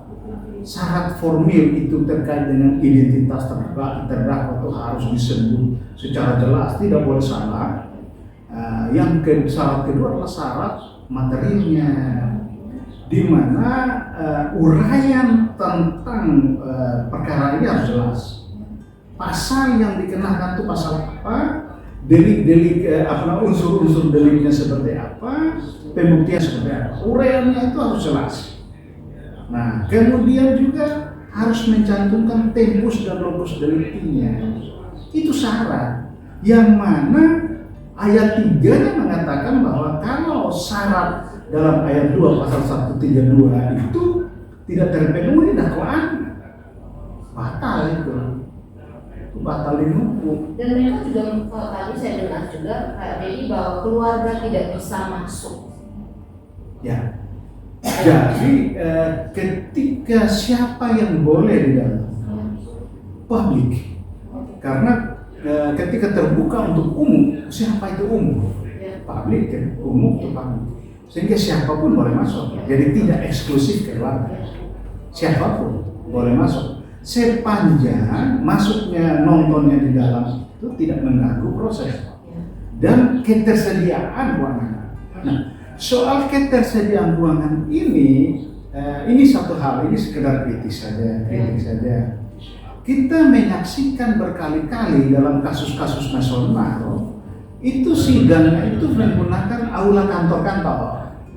Jadi tidak harus sidang di pengadilan. Kita lihat Ahok itu pakai aula kantor Kementerian Pertanian. Bisa ya. Jadi sehingga daya tampungnya besar. Ya kenapa tidak misalnya kita pakai aula DPR? Apalagi ini perkara yang tadi bilang menarik perhatian publik ya. Jadi ruang rapat DPR kan itu rumah rakyat. Pakailah DPR. Masa ibu ketua DPR provinsi menolak? Jadi ini kan kebutuhan rakyat. Kenapa saya bilang bahwa langsung menunjuk alamat DPR? Pertama, ini kasus rakyat. Yang kedua, ruang itu representatif, orang bisa nyaman di dalam. Jadi tidak pengamanannya sih. Ya, jadi tidak hanya rapat demi uang saja sehingga mata menyala itu tidak. Tetapi rapat sidang ini bisa dan untuk kapasitas cukup dan settingan ruang sidang itu mirip dengan settingan ruang sidang pengadilan. Depan itu hakim majelis, samping kiri kanan itu kan ada tim ahli DPR, terus eksekutif semuanya. Dan di tengah sini tinggal tambah kursi soal terdakwa saksi segala macam. Nah, sementara para penonton keluar segala macam boleh di sini termasuk kapasitasnya lebih banyak. kapasitasnya besar dan tempat duduknya nyaman. AC pula Sehingga pakai saja, kenapa? Daripada kosong-kosong tidak digunakan, berapa? Atau tidak, paling tidak kalau mungkin mau tetap berada di ruang sidang dengan pembatasan, paling tidak fasilitasnya itu ada layar ya tadi dia, sehingga juga atau tidak speakernya bisa dikuatkan sehingga yang penonton di luar ini bisa nyaman. Tapi HRS punya malah terakhir kasih sidangnya di Kementerian Pertambangan. Berarti ada peluang lah bisa membawa sidangnya terdakwa Reni itu keluar. Ya. Kasus tipikor yang besar-besar tidak harus di pengadilan. Itu ke aula-aula yang dipakai. Nanti kita lihat saja kan dia bagaimana respon dari pihak pengadilan negeri, apakah mau menangkap peluang ini atau tetap ada. Ya, ini artinya begini. Ini mungkin karena pertama ya, tanda kondisi pandemi, tapi menunjukkan bahwa supporting staff pendukung dari pengadilan itu kurang sensitif, kurang belum siap bagaimana mendesain, mengkomunikasikan dengan publik bahkan terhadap pers dan segala macam supaya kasus ini ketika digelar ini betul-betul tidak saja soal substansinya tetapi soal bagaimana melayani keingintahuan publik. Karena ini sudah terakhir kan sebenarnya di pengadilan ini mereka bilang terakhir kan dalam proses perkara. Ya. Atau kalau mau yang masih berbau-bau ruang pengadilan, lihat aja di mana aula yang besar. Pakai aja aula kejaksaan, kenapa tidak? Tapi paling tidak ruang rumah rakyat itu. Iya, rumah rakyat. Bagi saya DPR itu rumah rakyat. Dan aula paripurna, ruang rapat paripurna itu kapasitasnya cukup. Itu di setting semua, bahkan penontonnya di atas di tribun, pers semua juga bisa dari segala sudut. Dan untuk kapasitas listriknya segala macam, sound systemnya semua sudah tersedia. Suara volume juga bisa. Karena sound system di dalamnya juga bagus. Baik, Tribuners mau 9 tim pengacara, apakah mungkin pengadilan itu ruang sidang itu sudah dipenuhi oleh jaksa dengan pengacara yang sebenarnya tidak bisa memasukkan? Ya.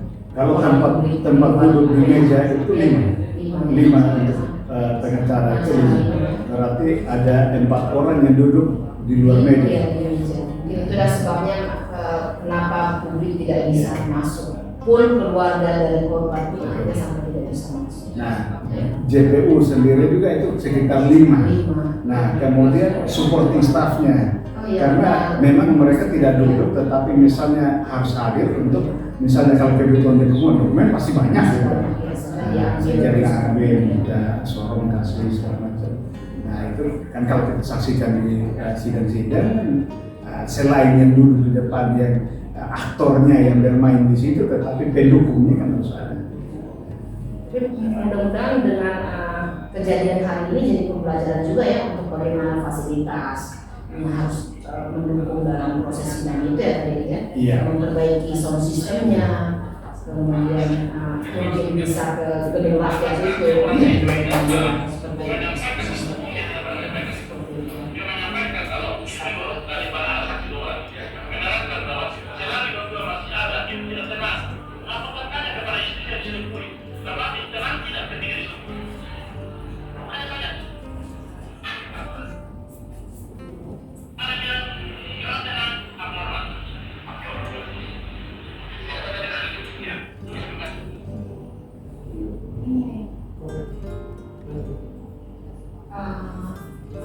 Demikian Tribuners pernyataan dari pengacaranya.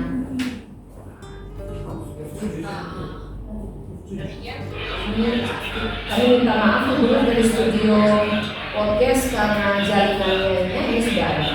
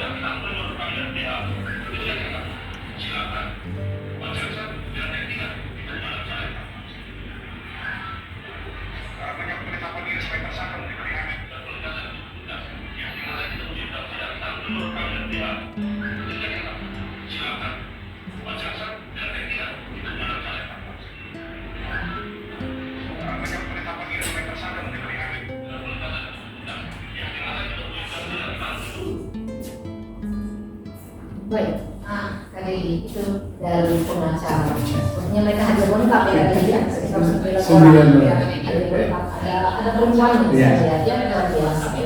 Jadi yang dipersoalkan tadi beberapa poin yang sempat saya catat adalah dari dakwaan itu mereka bilang silakan nanti jaksa akan membuktikan siapa yang melihat, karena hanya terdakwa Reni yang saat itu berada di situ. Kalau menurut tadi gimana nih? Siapa yang lihat, siapa yang melihatnya, apa bisa kemudian dibuktikan dari yang lain-lain seperti GPS atau otopsi dan sebagainya? Iya, jadi ketika kita bicara alat bukti, itu ada 5 alat bukti yang sah. Sekarang sudah di pengadilan, jadi 5 alat bukti itu berlaku di pengadilan. Alat bukti yang pertama adalah kalau di waktu penyidikan tiga. Duanya yaitu petunjuk dan keterangan terdakwa itu nanti di pengadilan. Sedangkan keterangan saksi, keterangan ahli dan surat itu ada di penyidikan. Nah, sekarang 5 sudah berlaku di pengadilan. Nah, artinya apa? Kalau hanya berdasarkan apa yang disampaikan itu baru menuju kepada satu alat bukti, yaitu keterangan saksi, orang yang melihat sendiri, mendengar sendiri, mengalami sendiri, dan harus mampu menjelaskan mengapa dia tahu tentang pembunuhan itu. Oleh karena itu, yang ada langsung di lapangan ketika terdakwa Reni, kalau sekarang disampaikan, Reni sendiri di lapangan, berarti Reni tetap pada posisi dia terdakwa tunggal. Nah, kalau dia terdakwa tunggal, berarti ini mau menafikan pasal 55 dan pasal 76C. Nah, hal ini saya sudah berkali-kali menyampaikan. Persoalannya Reni sudah karena bohong. Ketika awal pertama Reni mengatakan bahwa dia mencekik Astri karena dia jengkel melihat Astri mencekik lain. Keterangan pertama awal. Kemudian ketika mau dilimpahkan ke kejaksaan, dia berubah keterangannya menjadi dia yang membunuh dua-dua. Ya, keterangannya itu membunuh dua-dua. Itu PH sendiri ngomong, ada di YouTube itu. Ada di YouTube. Jadi dia sudah mengaku ya. Tapi kan persoalannya di mana yang benar tadi? Nah, oleh karena itu jaksa kemudian meminta untuk lie detector. Ya. Pada waktu itu kita ini urut-urutan kronosnya seperti itu. Ada di YouTube itu. Saya mengamati data sekunder yang mereka sampaikan. Saya tidak lihat ke faktanya. Nah, dari situ menunjukkan bahwa ini pernah bohong. Maka apa jaminannya bahwa ketika dia mengatakan dia terdakwa tunggal itu benar? Itu benar. Nah, artinya apa? Oke lah, keterangan saksi, kalau saksinya direct evidence yang langsung menyaksikan di lapangan tidak ada. Mungkin tidak ada. Mungkin tidak ada. Tetapi kita jangan lupa bahwa putusan Mahkamah Konstitusi itu juga mengakui saksi pendukung Keting Lewis, yang di dalam KUHP juga itu ketika di pengadilan hakim juga bisa menghadirkan saksi lain yang tidak secara langsung melihat, mendengar atau mengalami. tetapi saksi yang menyaksikan tentang saksi. Jadi saksi yang menyaksikan tentang saksi.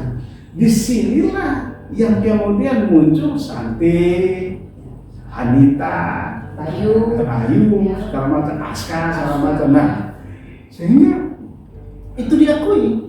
Nah, tetapi syaratnya adalah saksi ini harus diteliti kredibilitasnya. Itu misalnya kalau dia penjudi, pemabuk, tidak usah dipercaya. Itu kesaksian yang dikesampingkan saja.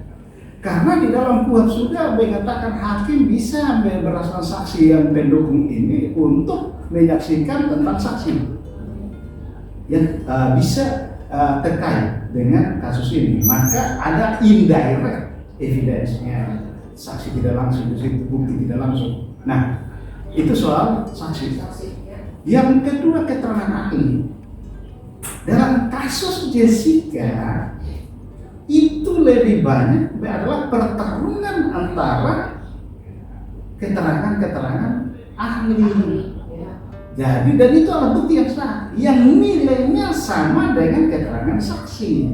Nilai pembuktiannya sama. Di mana tidak ada orang yang melihat langsung. Dia tidak melihat. Masukkan ini. Tetapi berdasarkan bukti-bukti yang ada, barang-barang bukti dan hasil bukti-bukti yang lain, dia bisa menjelaskan konstruksi hukum pidana yang di dalam konstruksi hukum pidana itu menempatkan terdakwa Randy sebagai pelaku material dan tersangka Ira sebagai pelaku peserta. Itu saya punya keyakinan itu adalah hasil penjelasan dari keterangan ahli hukum pidana, kecuali jaksa ngarang, tapi tidak mungkin. Karena saya sering jadi saksi ahli hukum pidana, jadi saya tahu persis itu. Nah, itu alat bukti yang kedua. Alat bukti yang ketiga adalah surat. Nah, alat bukti yang ketiga adalah surat, yaitu otopsi. Otopsi itu adalah alat bukti yang tidak bisa dibohongi, tidak bisa dibantah. Itu bukti ilmiah, scientific evidence. The prime scientific evidence itu alat bukti utama dalam. Apakah bisa alat bukti utama yang tadi dibilang tentang surat bisa direkayasa? Nah, itu berarti ya dokter yang melakukan otopsi akan bersoal. Bisa ya. Mungkin kan manusia. Kan manusia. Di luar itu bahwa itu adalah bukti otentik. Sepanjang belum bisa dibuktikan bahwa itu hasil rekayasa, itu adalah otentik. Otentik ya. Itu lebih dari keterangan saksi dan terdakwa. Itu dalam kasus pembunuhan itu kan menunjukkan bahwa rekam jejak apa yang dialami oleh korban ada dituangkan dalam hasil otopsi, makanya disebut prime. Prime itu utama, tetapi bukan berarti nilai pembuktiannya lebih tinggi dari yang lain, tidak. Ini sama saja. Nah, alat bukti surat berarti sudah ada. Kemudian alat bukti petunjuk. Nah, petunjuk ini akan muncul, hakim akan menilai dari mana? Dari keterangan saksi, dari surat, dan dari keterangan terdakwa. Nah, keterangan terdakwa kita patut duga bahwa itu cacat hukum. Dia sudah pernah berbohong itu tadi. Iya. Dan justru kalau misalnya di dalam persidangan, kalau misalnya hakim melihat bahwa dia bohong, berbelit-belit, tidak kooperatif, itu alasan memberatkan. Yang mana itu memberatkan berarti mendekatkan dia kepada pidana maksimal, hukuman mati dari 340. Makanya berkali-kali saya sampaikan sebaiknya dilakukan oleh terdakwa harus jujur supaya ada alasan meringankan. Pertama masih muda, yang kedua bekerja sama, jujur, menyesali perbuatannya, ada ruang untuk perbaikan diri, segala macam. Maka paling tidak dia kena hukuman seumur hidup. Nah, kalau hukuman seumur hidup nanti lebaran dia dapat remisi. Pelan-pelan maka paling siang dia masuk 15 tahun dia bebas. Toh dia berumur sekian berarti dia keluar masih kuat. Tapi kalau dia berkeras seperti ini, maka secara teoritis mendekatkan dia ke regu tembak. Mendekatkan ke regu tembak. Karena tentu kan tadi seperti tadi dibilang, jaksa kan tentu punya hal-hal lain ya tadi ya. Iya. Ahli, surat otopsi, petunjuk di luar hanya siapa yang melihat langsung Iya, saksi gitu betul. kan. Seperti itu. Iya. Tapi apakah termasuk pada dibilang tadi terdakwa harus jujur, kemudian di sidangnya itu kemudian dia mengatakan hal yang berbeda dari keterangannya di polisi dan jaksa, kemudian dia mau jujur bisa berbeda? Apakah itu Nah, juga? bukan baru satu kali bahwa terdakwa ketika di pengadilan mencabut semua BAP, mencabut semua keterangan yang tertuang di dalam dakwaan yang sumbernya dari BAP. Justru ketika di pengadilan dia berubah semua apa yang dia sampaikan. Berarti ini kesempatan terakhirnya dia untuk jujur ya? Nah, bagaimana kemudian keterangan terdakwa itu akan menjadi petunjuk bagi hakim untuk membentuk keyakinan hakim. Hakim secara sah dan meyakinkan menjatuhkan putusan. Nah, membentuk keyakinan hakim itu ketika keterangan terdakwa itu hakim akan menilai, oh ini yang jujur, dan kejujuran itu harus bersesuaian dengan alat bukti yang lain. Nah, misalnya ketika dia bilang bahwa saya dibantu orang lain, Si A, B, C. A, B, C, Iya. maka ketika di reverse, berkali-kali saya memberi komentar, misalnya coba kasih satu perempuan yang seukuran dengan Astri, tidur di situ, terus Randi pegang di kaki dengan tangan kanan, tangan kiri dengan kantong plastik, dan dia angkat dia kasih masuk ke kantong. Bisa tidak? Betul rekonstruksinya betul-betul. Bisa tidak? Bisa. Nah, itu nanti secara logika akal sehat kita akan mengatakan bahwa pada saat mengantongi korban Dia ada hanya orang sendiri. lain Ya. bukan sendiri. Ya. Maka apa yang disampaikan oleh PH terbantahkan di lokasi itu tidak Ya. sendiri. Karena Sekarang yang kecil ya salah satu. Tapi itu. kalau bisa dia membuktikan bahwa saya hanya angkat sendiri, berarti memang dia sendiri. coba Ya, perhatikan. ya, maksudnya pembuktiannya gitu. Tapi kalau tidak bisa berarti terbantahkan. Yang kedua, Ya. dua saksi yang ikut gali lubang. Coba suruh ada satu perempuan ada yang satu anak yang dikantongi, anak tidak boleh, Ya. tapi pakai boneka yang mirip anak Ya. yang benar-benar kantongi di dalam satu kantong plastik dan korbankan satu boneka atau satu anjing benar-benar anjing yang paling besar lah, Ya. taruh di satu kantong plastik. Sekarang suruh mereka tunjuk waktu itu kamu kubur itu mana yang kantong yang mana? Ya. Mudah-mudahan yang dia tunjuk adalah kantong anjing.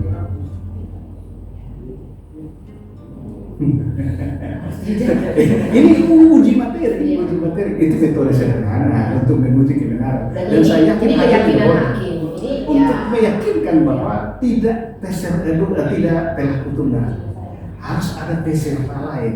Bahwa peserta lain ini tidak harus misalnya ikut pada saat terbunuh, tetapi sesaat setelah terbunuh. Itu berarti medepletik pasal 56 KUHP membantu. Dan mereka juga kemungkinan juga bisa pasal 55 itu. Iya, yang lain yang peserta yang hadir di situ itu pasal 55. Tapi kembali yang saya bicara tadi KDD bahwa bisa kan hakim punya kewenangan itu dalam fakta persidangan, kemudian dia menemukan berdasarkan dia meneliti hasil fakta persidangan, kemudian dia akan menemukan tersangka baru. Jadi gini, kita harus memahami bahwa jaksa itu adalah dominus litis. Berarti Artinya pemegang kewenangan penuh untuk meletakkan fondasi perkara ini. Nah, fondasi itu ada pada surat dakwaan. Oleh karena itu, surat edaran Mahkamah Agung mengatakan bahwa surat dakwaan itu berfungsi satu sebagai dasar untuk dilakukan persidangan, sebagai dasar bagi PH terdakwa untuk melakukan pembelaan, dan sebagai dasar bagi hakim untuk menjatuhkan putusan. Artinya begini, hakim tidak boleh memutus di luar dari pasal yang sudah didakwakan. Tetapi soal substansi untuk membuktikan unsur deliknya itu harus berdasarkan fakta yang terungkap di persidangan. Tidak semata-mata berdasarkan isi dakwaan. Ini harus dipahami baik-baik. Isi dakwaan bisa saja dibantah semua, karena isi dakwaan itu datang dari BAP. Yang tadi saya bilang bahwa terdakwa bisa saja mencabut semua keterangannya, misalnya. Nah, oleh karena itu, tetapi tidak mengarang pasal baru, tidak boleh. Karena frame hukumnya, pagar hukumnya sudah dicantumkan. Oleh karena itu putusan hakim disebut sebagai litis kontestasi. Artinya itu hasil daripada kontestasi antara PH dan JPU atau terdakwa dan JPU, yang nanti garis tengahnya keadilan yang ditentukan oleh hakim. Kira-kira sederhana itu, teorinya panjang itu. Kira-kira seperti itu. Sehingga ini perlu saya jelaskan karena dia ungkap, saya masuk. Nah, nanti dalam perkembangan kita akan gali lebih dalam lagi, tergantung faktor mereka maunya apa. Nah, oleh karena itu ketika kita masuk kepada fakta persidangan, semua itu tergantung hakim. Jangan lupa bahwa kepala putusannya itu adalah demi keadilan berdasarkan ketuhanan yang Maha Esa. Dan hakim itu adalah pelaksana kekuasaan kehakiman yang merdeka. Dia mampu untuk menggali sendiri di situ, mampu berdasarkan keyakinan dia, mengkonstruksikan fakta-fakta itu menjadi pertimbangan dia, subjektivitas hakim, untuk sampai pada penjatuhan putusan. Itu teorinya gitu, dan sudah banyak dipraktekkan. Berdasarkan ketuhanan yang Maha Esa. Ketuhanan yang Maha Esa. Jadi bukan hanya melulu pertimbangan hukum ya dan fakta persidangan, dan juga mungkin harus bernurani ya tadinya. Nurani itu bagaimana? Jadi ukuran apa sih yang disebut dengan ketuhanan yang Maha Esa? Kita ingat dalam negara demokrasi, Indonesia menganggap negara demokrasi, negara hukum yang demokrasi. Nah, di demokrasi konstitusional. Nah, di mana kita mengatakan bahwa Vox Populi, Vox Dei, suara rakyat, suara Tuhan. Maka apa yang hakim pertimbangkan adalah suara rakyat yang menjadi suara Tuhan, yang secara letter itu ditulis, sebagiannya ditulis di dalam undang-undang. Makanya di mahkota undang-undang itu dengan rahmat Tuhan yang Maha Esa. Nah, putusannya demi keadilan berdasarkan ketuhanan Maha Esa. Ini paralelnya, kita harus pahami filsafatnya dulu, kita harus pahami baik-baik. Tetapi undang-undang adalah sebagian aspirasi rakyat yang ditulis. Sebagian. Makanya tadi tidak ada kekosongan, kemudian harus diisi sebagai aspirasi lainnya belum tertampung di situ, maka harus diisi. Itulah makanya perintah kepada hakim adalah hakim wajib menggali perasaan keadilan masyarakat. Karena Vox Populi, Vox Dei, yang nanti isi Dei-nya itu ada pada ketuhanan yang Maha Esa. Dan nurani mereka bagaimana? Nah, dari mana hakim bisa menangkap perasaan keadilan itu? Ada 3 hal. Yang pertama adalah dia menangkap berdasarkan rasionya, ya, itu rasio. Akal sehat yang tadi saya peragakan itu harus sebut akal sehat, rasio. Kemudian kita akan bicara tentang paling akhir adalah nuraninya. Tidak hanya masuk pada akal sehat atau nalar, tetapi juga adalah nurani. Nah, di antara nalar dan nurani itu ada naluri. Karena manusia ini punya naluri. Ketika dia membaca gestur, membaca semua proses di dalam fakta persidangan, naluri dia mengatakan, oh ini begini, itu naluri. Dia bohong. Ini bohong, ini benar, itu naluri. Kalau rasio terukur, naluri itulah instingnya dia sebagai manusia yang nanti akan membentuk nurani untuk melahirkan suatu memukul palu itu. Nah, ini 3 unsur konstruksi dalam dasar manusia. Itu kalau kita bilang belajar filsafat manusia. Nah, ini soal. Sehingga dan kemudian dibawa ke dalam filsafat hukum pidana. Dari filsafat manusia kita bawa ke filsafat hukum pidana. Seperti itu. Jadi kita akan dibentuk dari rasio, nalar, naluri dan nurani. 3 hal ini yang akan menjadi penuntun bagi hakim. Tadi sidang sudah selesai. Ya. Sesi 1 sudah selesai. Karena hari ini sidangnya legal standing, jadi pemeriksaan kelengkapan semua. Tadi kayaknya pengacara juga akan mengajukan eksepsi ya. Iya. Eksepsi mungkin minggu depan atau tadi kita kurang kopi ya kapan eksepsinya akan dibacakan oleh Ya pasti minggu depan. Jadi sidang ketika dakwaan disampaikan maka sesuai prosedur KUHP, pertama adalah eksepsi. Itu perlawanan yang disampaikan untuk syarat formil. Syarat formil. Nah, untuk syarat formil ini itu bisa hakim nanti akan putus dengan menggunakan putusan selah atau nanti ditunda di putusan akhir, dipertimbangkan sekaligus di putusan akhir. Itu terserah hakim. Jadi apa nih harapannya Kak Dedi kalau lihat dari proses sidang yang berlangsung dan untuk kedepannya harapan terhadap hakim bagaimana? Ini kan baru mulai nih proses persidangan, apa nih Kak Dedi bisa? Harapan yang pertama adalah karena surat dakwaan itu sudah dibacakan, maka bisa diakses supaya baik pers maupun publik bisa mengakses dan bisa mengikuti, mengawal, bisa mendalami apa sih yang terjadi di sini. Itu satu. Yang kedua, secara teknis minimal proses persidangan ke depan itu secara live atau bisa misalnya seperti usulan tadi kita itu ke rumah rakyat supaya prosesnya bisa lebih elegan dan bisa menampung begitu banyak orang untuk menyaksikan proses ini.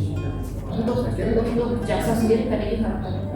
Untuk jaksa tentunya mereka konsisten pada konstruksi hukum yang sudah mereka bangun dan diharapkan untuk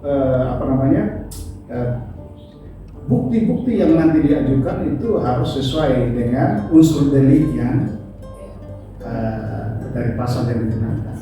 Misalnya pasal 340 unsur berencana, bukti harus apa, unsur membunuh, buktinya apa, dan seterusnya. Jadi setiap unsur harus dibuktikan.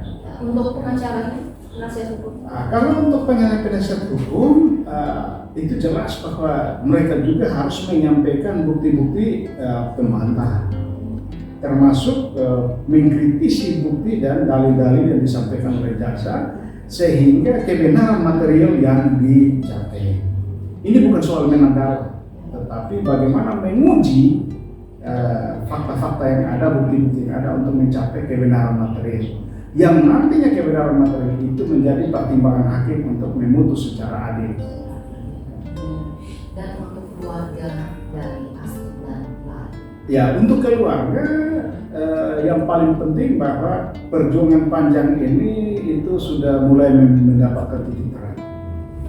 Dan kita serahkan kepada hukum karena prosesnya sudah di pengadilan. Kita kawal saja supaya prosesnya tidak terganggu dan mudah-mudahan kita doakan supaya putusan demi keadilan berdasarkan Ketuhanan yang Maha Esa itu benar-benar terwujud. Dan yang terakhir nih Kak Dedi, untuk terdakwa Randi Bajiber, untuk terdakwa Randi Bajiber, apapun yang dia lakukan dalam proses pemeriksaan sidang itu akan berkonsekuensi dua hal, bisa meringankan, bisa memberatkan. Oleh karena itu saya mengetuk nuraninya, pilihlah secara bijak. Kalau mau jujur, jujurlah, karena inilah kesempatan yang terakhir. Karena Anda pernah bohong.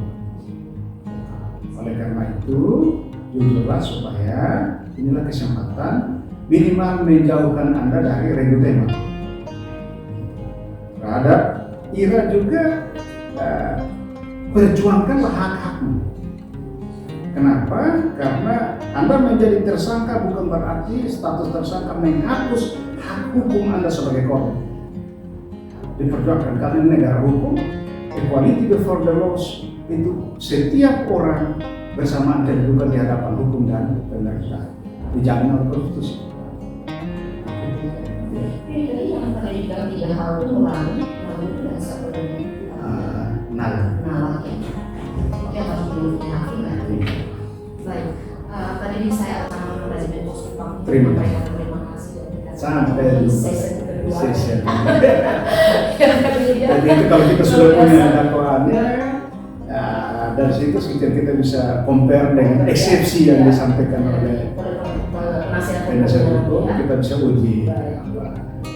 Baik, Tribuners yang harus dimiliki hakim adalah tadi adalah nalar, naluri, dan nurani. Dan hati nurani tidak akan bisa dibungkam oleh siapapun juga, sebab hati nurani adalah suara daripada kebenaran dan keadilan. Dan saya dari studio podcast Pos Kupang hari ini novel bersama pakar hukum Akademi Manafesa dan Hukum Master Hukum menyampaikan terima kasih dan sampai jumpa, dan kita akan jumpa lagi besok tanggal 12 Mei 2022 dalam sidang pra peradilan Irawan di Pengadilan Negeri. Sampai jumpa. Sampai jumpa. Salam. Oke, sudah. Terima kasih. Terima kasih banyak. Akan terlalu ribuan sayang. Tahu tidak ada pernyataan. Terlalu banyak pernyataan, terlalu banyak sekali. Terlalu banyak. Harus ini Dapat kasih 1-2 dapat untuk bisa 1-2 supaya kan komunikasi. beda. Siap, betul. Nanti besok sedikit. Betul ya, tadi terlalu semangat bicara diskusi dan ketemu sudah suka tentang video. Terlalu banyak. Baru yang komen-komen tuh komen-komen yang berkualitas dong semua. Oh iya. Mereka menyimak dari awal sepertinya kali ini. Jadi dong kayak kutip ulang KDD punya pernyataan di awal, mereka omong lagi kayak. Terima kasih semua. Oke. Pak Amir dulu. Ya. Tes mic. Tes mic, tes mic. Telepon. Baik. Telepon standby. Nanti pertanyaan-pertanyaan juga kalian situ kok An. Iya, iya. Oke. Halo Kak, Telepon standby ya. Mulai. halo Kak, dengar suara kok? Dengar, ya. Oke. Baik. Oke. Tes mic.